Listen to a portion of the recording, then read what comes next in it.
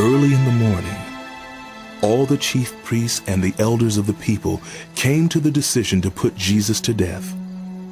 They bound him, led him away, and handed him over to Pilate the governor. When Judas, who had betrayed him, saw that Jesus was condemned, he was seized with remorse and returned the 30 pieces of silver to the chief priests and the elders. I have sinned, he said. I have betrayed innocent blood. I have sinned. What is that to us? They replied. That's your responsibility. So Judas threw the money into the temple and left. Then he went away and hanged himself. The chief priest picked up the coins and said, "It is against the law to put this into the treasury, since it is blood money." So they decided to use the money to buy the potter's field as a burial place for foreigners. That is why it has been called the Field of Blood to this day. Then what was spoken by Jeremiah the prophet was fulfilled. They took the 30 pieces of silver, the price set on him by the people of Israel, and they used them to buy the potter's field, as the Lord commanded me. Meanwhile, Jesus stood before the governor, and the governor asked him, "Are you the king of the Jews?" "You have said so," Jesus replied. When he was accused by the chief priests and the elders, he gave no answer. Then Pilate asked him, "Don't you hear the testimony that they are bringing against you?" But Jesus made no reply, not even to a single charge, to the great amazement of the governor. Now it was the governor's custom at the festival to release a prisoner chosen by the crowd. At that time, they had a well-known prisoner whose name was Jesus Barabbas. So when the crowd had gathered, Pilate asked them, "Which one do you want me to release to you? Barabbas or Jesus, who is called the Messiah?" Give us Barabbas! For he knew it was out of envy that they had handed Jesus over to him. While Pilate was sitting on the judge's seat, his wife sent him this message. "Don't have anything to do with that innocent man, for I have suffered a great deal today in a dream because of him." But the chief priests and the elders persuaded the crowd to ask for Barabbas and to have Jesus executed. "Which of the two do you want me to release to you?" asked the governor. Barabbas! They answered. "What shall I do then with Jesus, who is called the Messiah?" Pilate asked. They all answered. "Why? What crime has he committed?" asked Pilate. He's a traitor! But they shouted all the louder. No, he was not the Messiah! When Pilate saw that he was getting nowhere, but that instead an uproar was starting, he took water and washed his hands in front of the crowd. "I am innocent of this man's blood," he said. "It is your responsibility." All the people answered. His blood is on us and on our children! Then he released Barabbas to them, but he had Jesus flogged and handed him over to be crucified. Then the governor's soldiers took Jesus into the praetorium and gathered the whole company of soldiers around him. They stripped him and put a scarlet robe on him and then twisted together a crown of thorns and set it on his head. They put a staff in his right hand as a scepter. Then they knelt in front of him and mocked him. "Hail! Hail, King of the Jews! They said. They spit on him and took the staff and struck him on the head again and again. After they had mocked him, they took off the robe and put his own clothes on him.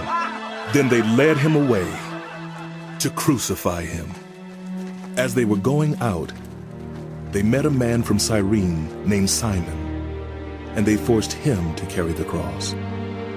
They came to a place called Golgotha, which means the place of the skull. There they offered Jesus wine to drink, mixed with gall. But after tasting it, he refused to drink it. When they had crucified him, they divided up his clothes by casting lots. And sitting down, they kept watch over him there. Above his head, they placed the written charge against him. "This is Jesus, the King of the Jews." 2 rebels were crucified with him, one on his right and one on his left. Those who passed by hurled insults at him, shaking their heads and saying, You, who are going to destroy the temple and build it in 3 days, save yourself. Come down from the cross if you are the Son of God. In the same way, the chief priests, the teachers of the law, and the elders mocked him. He saved others, but he can't save himself. He's the King of Israel. Let him come down now from the cross, and we will believe in him. He trusts in God. Let God rescue him now if he wants him. For he said, I am the Son of God. In the same way, the rebels who were crucified with him also heaped insults on him. From noon until 3 in the afternoon, darkness came over all the land. About 3 in the afternoon, Jesus cried out in a loud voice,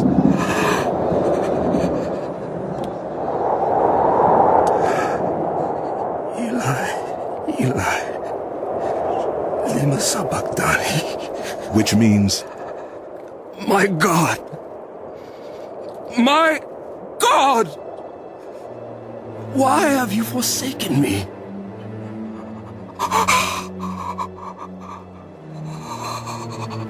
when some of those standing there heard this, they said, He's calling Elijah. Immediately, one of them ran and got a sponge. He filled it with wine vinegar, put it on a staff, and offered it to Jesus to drink. The rest said, Now leave him alone. Let's see if Elijah comes to save him. And when Jesus cried out again in a loud voice, he gave up his spirit. At that moment, the curtain of the temple was torn in 2 from top to bottom. The earth shook, the rock split, and the tombs broke open. The bodies of many holy people who had died were raised to life. They came out of the tombs after Jesus' resurrection and went into the holy city and appeared to many people. When the centurion and those with him who were guarding Jesus saw the earthquake and all that had happened, they were terrified and exclaimed, Surely he was the Son of God. Many women were there, watching from a distance.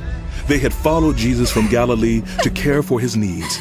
Among them were Mary Magdalene, Mary the mother of James and Joseph, and the mother of Zebedee's sons. As evening approached, there came a rich man from Arimathea named Joseph, who had himself become a disciple of Jesus. Going to Pilate, he asked for Jesus' body, and Pilate ordered that it be given to him. Joseph took the body, wrapped it in a clean linen cloth, and placed it in his own new tomb that he had cut out of the rock. He rolled a big stone in front of the entrance to the tomb and went away. Mary Magdalene and the other Mary were sitting there opposite the tomb. The next day, the one after Preparation Day, the chief priests and the Pharisees went to Pilate. Sir, They said, we remember that while he was still alive, that deceiver said, After 3 days I will rise again. So give the order for the tomb to be made secure until the 3rd day. Otherwise, his disciples may come and steal the body and tell the people that he has been raised from the dead. This last deception will be worse than the first. Pilate answered, Take a guard. Go make the tomb as secure as you know how. So they went and made the tomb secure by putting a seal on the stone and posting the guard.